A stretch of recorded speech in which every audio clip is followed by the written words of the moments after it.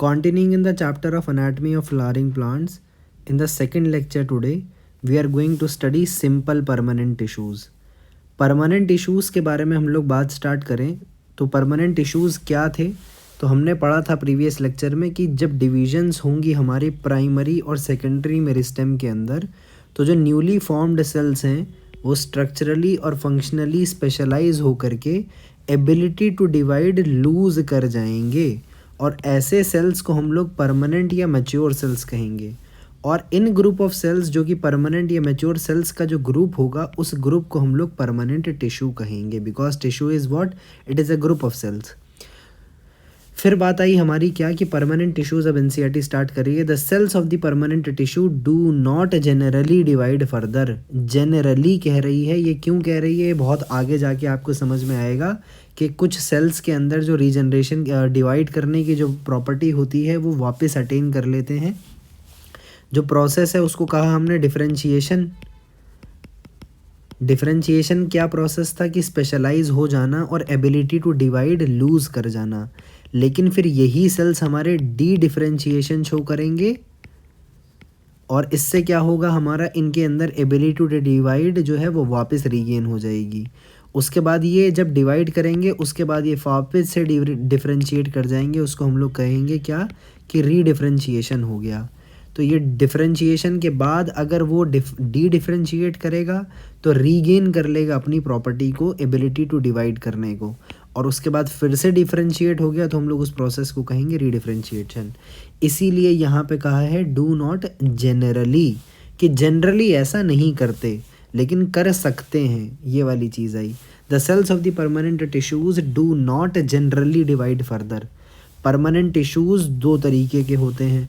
The permanent tissues having all cells similar in function and structure, उनको कहेंगे हम लोग सिंपल टिश्यूज़, यानी सिर्फ एक ही टाइप ऑफ सेल्स से बना है अगर हमारा परमानेंट टिश्यू, तो हम लोग उसको बोलेंगे कि ये सिंपल परमानेंट टिश्यू है।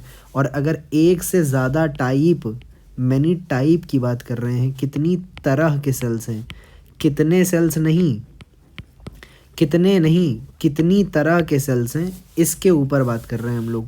Permanent tissues having many different types of cells are called complex tissues. तो परमानेंट टिश्यूज़ दो तरीके के हो गए, सिंपल परमानेंट टिश्यू और complex permanent tissue. Simple permanent tissue के अंदर हमारे फर्दर तीन चीज़ें आती हैं, पैरेन्काइमा, कोलेनकाइमा, स्क्लेरेन्काइमा। एक एक करके हम लोग इनको डिस्कस करेंगे। स्टार्ट करते हैं सिंपल टिश्यूज़ को। तो सिंपल टिश्यू क्या है, it is made up of only one type of cell. कितनी तरह के सेल्स हैं इसके अंदर, तो एक तरह के सेल्स हैं। पैरेन्काइमा है तो यानी सारे के सारे पैरेन्काइमा के ही सेल्स हैं, उसके अंदर कोई सेकंड टाइप की हमें देखने को नहीं मिलेगी। कितने सेल्स हो सकते हैं वो वेरी करेगा जगह वगैरह के हिसाब से, लेकिन टाइप क्या है सबकी सेम रहेगी। अगर कोलेनकाइमा है तो सारे के सारे सेल्स जो हैं कोलेनकाइमाटस रहेंगे, एक ही तरह के रहेंगे। Same for sclerenchyma. स्क्लेरेन्काइमा के अंदर सारे के सारे अगर फाइबर्स हैं तो सारे के सारे फाइबर्स, और अगर स्क्लेरीड्स हैं तो सारे के सारे स्क्लेरीड्स। टाइप जो है वो एक ही रहेगी, नंबर वेरी कर सकता है। तो अब इस बेसिस पे depending upon the permanent tissue के अंदर जो क्लासिफिकेशन है, depending upon if the tissue is made up of only one type of cells or many different type of cells, we have simple tissues and complex permanent tissues. तो now talking about parenchyma, simple permanent tissues के अंदर तीन type की parenchyma, collenchyma और sclerenchyma. Parenchyma की बात करें तो सबसे पहली चीज़ इसका इंट्रोडक्शन हम लोग पढ़ें। इंट्रोडक्शन क्या है कि पैरेन्काइमा क्या करता है, it forms the major component within organs. और अगर ये मेजर कंपोनेंट फॉर्म कर रहा है विद इन ऑर्गन्स तो मेजर फंक्शंस भी करेगा। जैसे फोटोसिंथेसिस का मेजर फंक्शन हो गया, स्टोरेज एक मेजर फंक्शन है, सेक्रीशन एक मेजर फंक्शन है, तो ये सब हमारा पैरेन्काइमा ही शो करेगा। तो ये आई हमारी बात क्या कि it is a major component जो कि ऑर्गन्स के अंदर हमें देखने को मिलता है, तो इसीलिए इसका फंक्शन भी जस्टिफाई होगा कि क्या ये फोटोसिंथेसिस, स्टोरेज और सेक्रीशन को शो करेगा। फिर बात आई इसके सेल के फीचर्स की। सेल के फीचर्स कैसे हैं कि ये जनरली आइसोडायमेट्रिक हैं। आइसोडायमेट्रिक का ये मतलब होता है कि रफली स्फेरिकल है, जैसे हमें यहाँ देखने को मिल रहे हैं कि एग्जैक्टली स्फेरिकल नहीं है लेकिन रफली ये स्फेरिकल शेप के ही हैं। सारे के सारे सेल्स रफली दे आर स्फेरिकल। तो cells of the parenchyma are generally isodiametric, किस तरह के हो सकते हैं? शेप अगर इनकी बात करें तो एक ट्रिक है, सॉपर शेप्ड के होते हैं ये। सॉपर का क्या मतलब हुआ? ये स्फेरिकल हो सकते हैं, ओवल हो सकते हैं, पॉलीगनल हो सकते हैं, इलोंगेटेड हो सकते हैं और फाइनली राउंड शेप के हो सकते हैं। ये 5 तरीके की शेप हमारे पैरेन्काइमेटा सेल्स की हो सकती है। ये हुई हमारी इसकी शेप की बात। दे मे बी सॉपर शेप्ड, ठीक है, यानी स्फेरिकल, ओवल, पॉलीगनल, इलोंगेटेड और राउंड इन शेप। फिर बात आती है इसकी सेल वॉल कैसी है। तो सेल वॉल हमें देखने से पता चल जाएगा कि सेल वॉल इसकी थिन है और किस मटेरियल से बनी है? सेलुलोज के मटेरियल से बनी है। वॉल जो है इसकी थिन है और सेलुलोज से बनी है।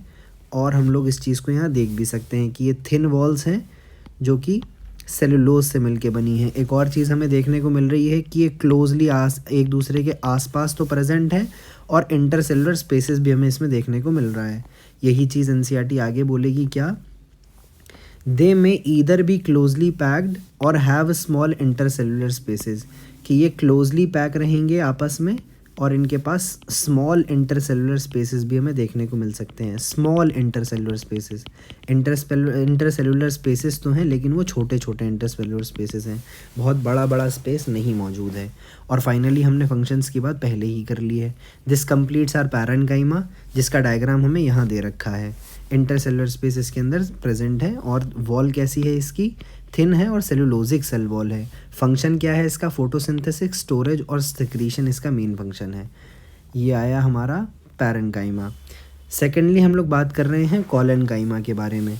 तो कॉलेनकाइमा के बारे में एनसीईआरटी क्या कहती है कि collenchyma occurs in layers below the epidermis in most of the dicotyledonous plants. ये बहुत इंपॉर्टेंट चीज़ एनसीईआरटी ने यहीं बताई है आपको, जिससे बहुत बड़ी मदद आपको अभी एनाटमी ऑफ स्टेम रूट और जब हम लोग लीफ डिस्कस करेंगे उस सेक्शन में बहुत बड़ी मदद यहाँ से ही मिलने वाली है। देखो यहाँ क्या बोला गया है? इन लेयर्स बिलो। बिलो के लिए हम लोग एक वर्ड यूज़ करते थे हाइपो, और एपिडर्मिस की बात हो रही है तो एपिडर्मिस के नीचे अगर कोई चीज़ एग्जिस्ट करेगी, लेयर जो कि बिलो हो, हाइपो हो एपिडर्मिस के, तो हम लोग उस लेयर को हाइपोडर्मिस कह सकते हैं। अब एनसीईआरटी क्या कह रही है कि जो कॉलेनकाइमा है ये कहाँ प्रेजेंट होता है? हाइपोडर्मिस में प्रेजेंट होता है most of the dicotyledonous plants के अंदर। ये चीज़ आप अभी याद कर लो कि जो कॉलेनकाइमा है ये प्रेजेंट होगा कहाँ पे? डाइकोट प्लांट के एपिडर्मिस की लेयर जो उसके नीचे प्रेजेंट है हाइपोडर्मिस में, वहाँ हमारा कॉलेनकाइमा होगा। यानी हम ये भी कह सकते हैं कि dicots do have a collenchymatous hypodermis. तो मोनोकॉट का कैसा होता है फिर? मोनोकॉट के अंदर स्क्लेरेनकाइमा देखने को मिलता है हमें। मोनोकॉट्स के अंदर कॉलेनकाइमा नाम की चीज़ एब्सेंट होती है। तो स्क्लेरेनकाइमेटस हाइपोडर्मिस किसके अंदर देखने को मिलेगा? मोनोकॉट्स के अंदर। और डायकॉट्स के अंदर हमें क्या देखने को मिल रहा है? हमें कॉलेनकाइमेटस हाइपोडर्मिस देखने को मिल रहा है। ये चीज़ मैं आपको साइमल्टेनियसली दिखा भी दूं ताकि आपको भी हैंड टू हैंड याद हो जाए। हम लोग यहाँ पे आए डाइकॉट स्टेम के अंदर, तो यहाँ आई बात कि एपिडर्मिस के नीचे एक हाइपोडर्मिस की लेयर है जो कि क्या कर रही है? कॉलेनकाइमेटस सेल्स को कॉन्स्टिट्यूट कर रही है, कंसिस्ट कर रही है कॉलेनकाइमेटस सेल्स से। और ये चीज़ हमारी किसके केस में देख रहे हैं हम लोग? डाइकॉट स्टेम के अंदर। तो डाइकॉट के अंदर हाइपोडर्मिस कैसा हुआ? कॉलेनकाइमेटस हुआ। लेकिन मोनोकॉट की बात करें तो मोनोकॉट के अंदर स्क्लेरेनकाइमेटस हाइपोडर्मिस होता है। ये चीज़ हम लोग यहीं पढ़ लिया हमने जब कॉलेनकाइमा के बारे में हम लोगों ने डिस्कशन किया। नाउ अगर हम लोग फर्दर मूव ऑन करें इसके बारे में, कॉलेनकाइमा के बारे में, तो ये कैसे प्रेजेंट होगा? होमोजेनस लेयर के अंदर प्रेजेंट होगा या फिर पैचेस के अंदर प्रेजेंट ये हो सकता है।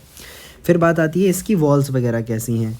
तो जो सेल्स हैं उनकी जो वॉल्स हैं वो मच थिकंड है। कहाँ पर? थिकंड तो है लेकिन पूरी जगह पे नहीं है। एट दी कॉर्नर्स पे ये मोटी हैं ज़्यादा। किस वजह से? सेलुलोज, हेमीसेलुलोज और पेक्टिन की डिपोजिशन की वजह से।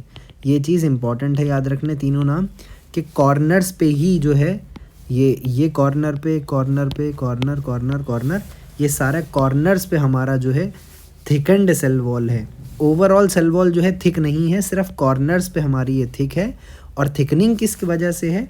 सेलुलोज, हेमीसेलुलोज और पेक्टिन की वजह से है। अब शेप की बात आई कि भाई किस शेप का हमारा होगा, तो ये किस तरीके का हो सकता है, SOP सॉप। हमने यहाँ सॉपर पढ़ा था, अब ये सॉप बचा, तो स्फेरिकल, ओवल और पॉलीगनल शेप का ये हो सकता है कॉलनकाइमा हमारा। अब अगर ये कॉलनकाइमा के अंदर क्लोरोप्लास्ट प्रेजेंट है, ऑफन कंटेन क्लोरोप्लास्ट, अगर तो क्लोरोप्लास्ट प्रेजेंट है तो ये एसिमुलेट करेगा फूड को, जब कंटेन करेगा क्लोरोप्लास्ट को।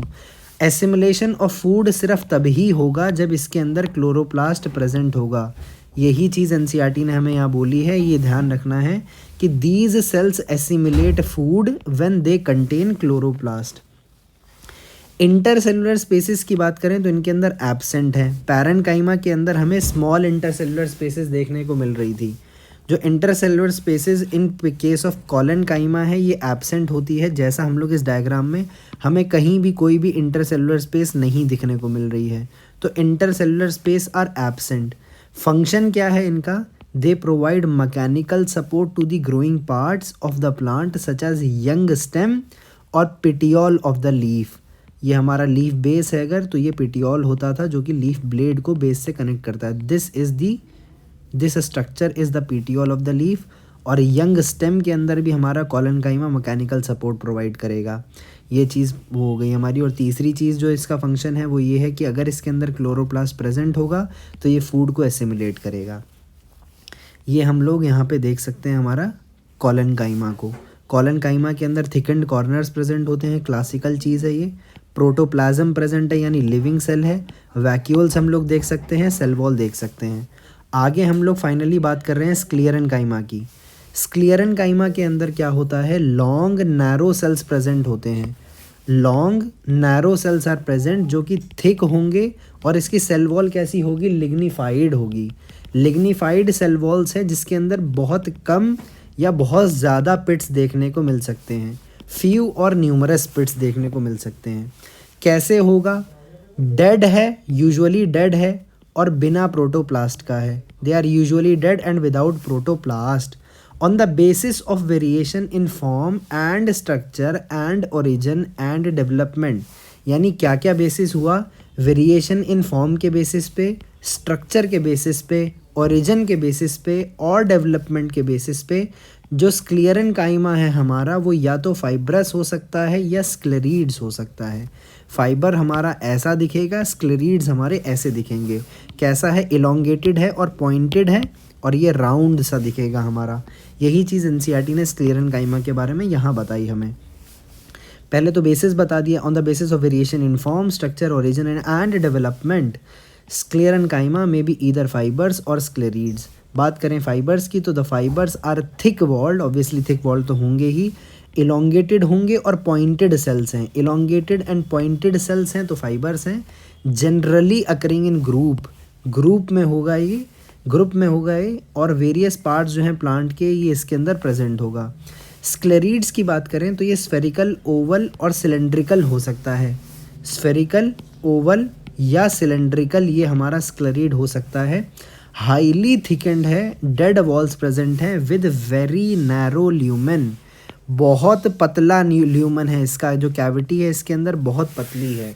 और कॉमनली स्क्लेरेनकाइमा हमें कहाँ देखने को मिलेगा, इसके एग्जांपल्स पूछे जाते हैं, ये इंपॉर्टेंट है। फ्रूट वॉल में, नट्स की फ्रूट वॉल में, और पल्प में मिलेगा जैसे गावा में, पियर में, सपोटा में। सपोटा आप कॉमनली इसको चीकू नाम से जानते हो।